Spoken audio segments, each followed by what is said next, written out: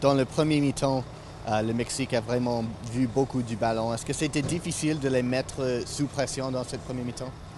Oui, j'ai trouvé que même de les mettre sous pression, on n'a pas réussi vraiment à les mettre. C'est ça, les mettre sous pression, c'était notre objectif dès le début de les mettre sous pression. On n'a pas été capable, on était complètement désorganisés là, en première mi-temps.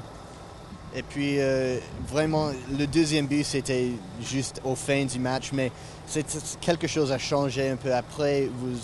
Après le Mexique a marqué, le Canada a vu beaucoup plus du ballon, créé des opportunités de marquer. Qu'est-ce que ça a changé après le Mexique a marqué?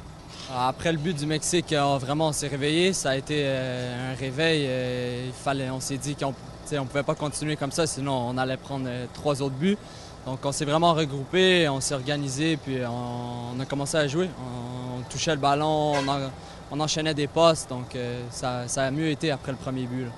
3 autres matchs dans cette phase du compétition. Qu'est-ce que le Canada doit changer pour les 3 matchs qui suivent? Il faut partir le match en force directe. Il ne faut pas se faire dominer dès le début.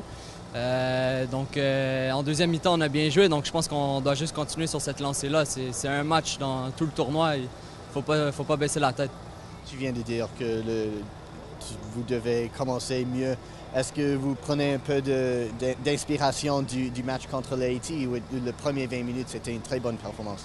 Oui, je pense que le match contre Haïti, ça peut être un exemple. On a bien commencé, on a commencé en force, puis on a eu le résultat à la fin du match. Donc oui, le match contre Haïti, ça peut être un exemple. Merci beaucoup.